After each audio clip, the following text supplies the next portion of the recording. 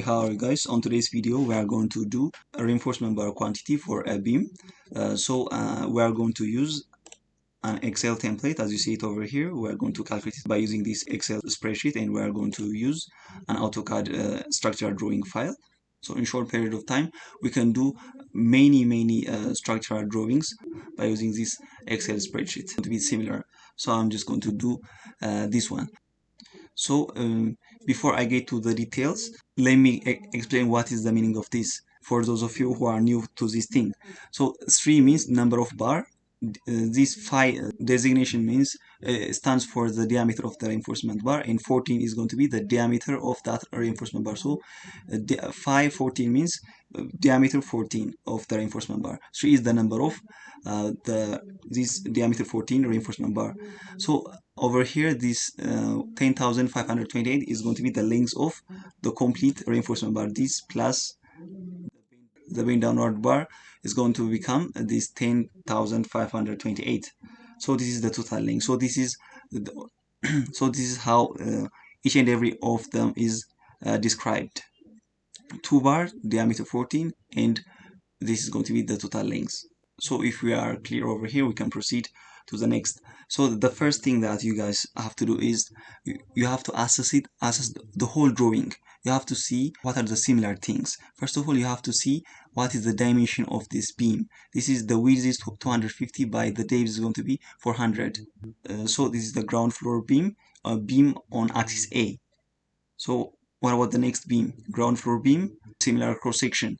If the cross section is not going to be the same, the bend downward is not going to be equal, so we cannot take it as a typical or similar reinforcement bar. Let's see the third one, beam on axis C, similar dimension. This one similar, but we have a disconnection over here, so we shouldn't take it together with the rest of the beams. So another thing that we should assess is this reinforcement bar over here. 3 bars with diameter 14 and length 10.5 meter.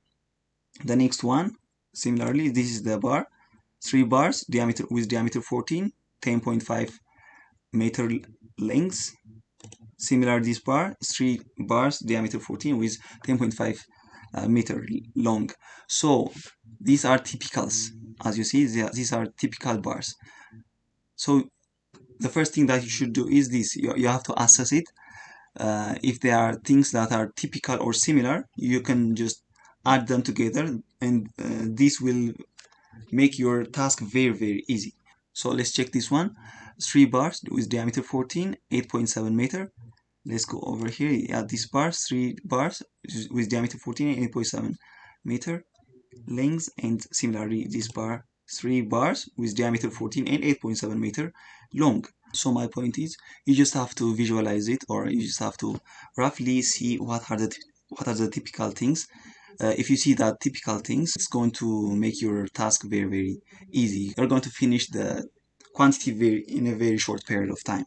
So if you see all the support reinforcement bars, they are the same. 2 bars with diameter 14, 2 bars with diameter 14, the lengths are the same. For example, over here also 2 bars with diameter 14, the lengths are the same. 3 bars with diameter 14, the lengths are the same. 3 bars with diameter 14.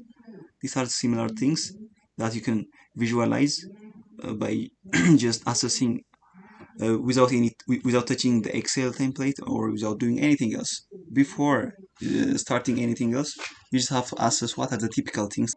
So as you see, the support reinforcement bars are all the same, and also the long bars are also the same. Also, if you see the bottom ones, 3 bars with diameter 14, 3 bars with diameter 14, the lengths are the same.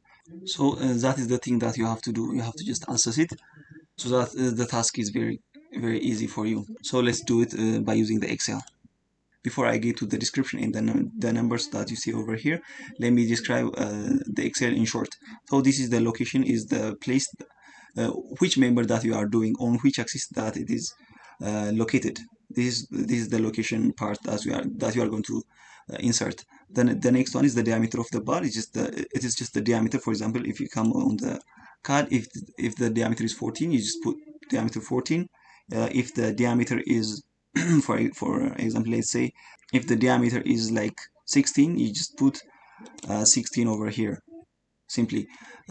So by the way, if you when you put 14 over here, by default the Excel will place it under the diameter 14 numbers, and over here if you see these numbers are placed under diameter 16 because the diameter of the bar is 16 itself. So this is the diameter part. The next one is the number of bars in one member. This is the number of bars. Similarly, simply this is the number of bars. 3 is the number of bar. Over here 3 is the number of bar. 4 is the number of bar. 3 is the number of bar.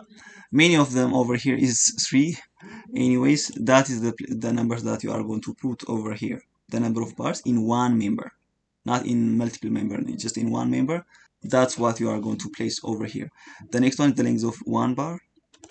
So the length of one bar is this. This is the total bar. This is not the total bars, by the way. This is not the length of the total bars. These are the lengths which goes L over 3 to this side and L over 3 to this side, depending upon the moment. These are the lengths of the bars which goes to this span and to this span. So the next one is the number of the RC members. So the RC member is 3 for my case, because as you see it, the similar things that I found is beam on axis A, beam on axis B, and beam on axis C are similar so far. So that's why I took these 3 numbers over here. So the next thing is these are the diameter of the reinforcement bar that we are going to use depending upon the design. So if our diameter is 6, we just put 6 over here. If it is 8, based on our diameter of the reinforcement bar, we just have to select whichever we want, and it will place it automatically under the diameter that we already submitted in this cell. So these numbers that you are seeing over here are the lengths, the total length in meter for different diameter of bars. These are the lengths. Finally, we want to find in kilogram, because reinforcement bar is calculated in kilogram. Good, so let's get to the example and we will just finish this video. So the first one is going to be on axis 1 to top. So what I recommend you should do is, when you do this rebar quantity, you should do first of all the top bars. You should finish the top, then you should go to the bottom ones. First the tops, then first the top ones, then you should go to the bottom ones. That way it's going to be clear for anybody. So the first thing that you have to see is the location. So on the location, the first thing that I placed over here is ground floor beam on axis A, B, and C. I placed this A, B, and C because I know, or I assessed on the first place that we already done. We assessed that these reinforcement bar are typical, or these 3 beams have similar reinforcement bar on the top or also on the bottom. That's why I placed this A, B, and C together. It's also good to describe it more by describing its dimension, 250 by 400. So the first one is axis 1 to top.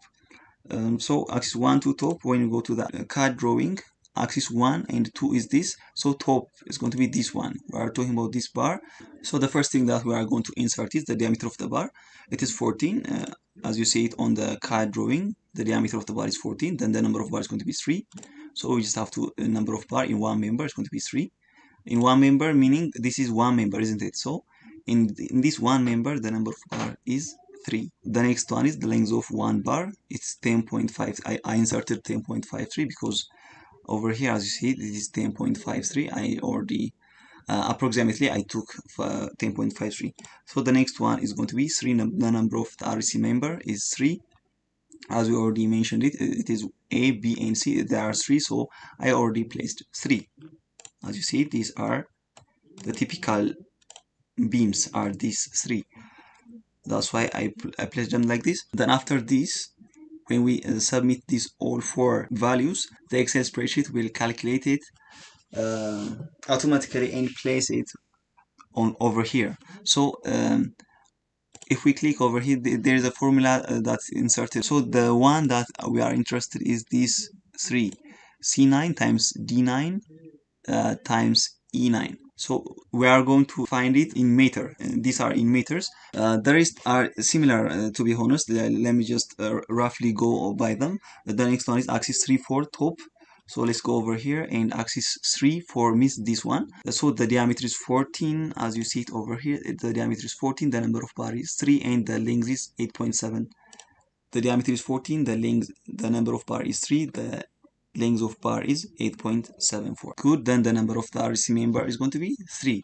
The only thing that we are going to insert in this Excel template is going to be these 4 values.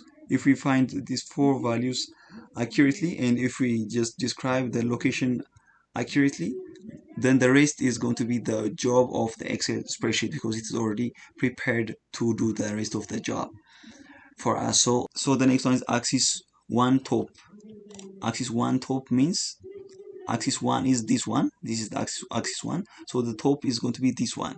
So these short reinforcement bars on the top is provided to resist the negative moment. So they are going to be short. So we are going to describe them. The location is going to be just described by one axis, meaning so this bar is going to be described by axis 1. Then this bar is going to be described as axis 1 prime. Then this bar is going to be described as axis 2, the location I'm talking about, because they are not long, so we cannot describe them like axis 1 prime or axis 1 prime 2. We cannot describe them like that because they are short. So axis 1 top is going to be this one. If the bend is downward, it's going to be top bar, and if the bend is upward, it's going to be bottom bar. So because of that, we can know this is the top bar. So we have 2 bars over here in diameter 14. If you come over here, diameter 14, then 2 bars and 1.37 lengths. 1.37 lengths, approximately it is 1.37. Then similarly, the number of the RC member is going to be 3.